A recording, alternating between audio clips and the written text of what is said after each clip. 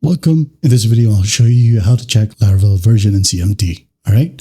So first up, just to double check, make sure that you've installed Laravel correctly. Okay. Go over your browser and check Laravel. Right here under installations, click on it, scroll down, and then make sure to rerun this PowerShell command. Okay. Just copy it, open up PowerShell. Right here, click run as admin. Okay. And just paste it right here. Hit on enter and wait for the installation process to finish. And normally, if you already got a project, okay, you can just easily run CMD right here. Open it up, just a regular CMD. And in here, just start typing the projects directory, okay? Usually it's located under type in cd/samp, okay?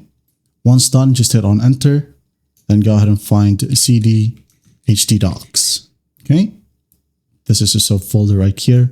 Now go ahead and type in cd, your project name, okay, your project name, Laravel project, okay, and then once done, type in php artisan space -- version, and once that's done, hit on enter, and you'll be able to find your Laravel framework or Laravel version. That is it. I hope this video helps, and I'll see you in the next one.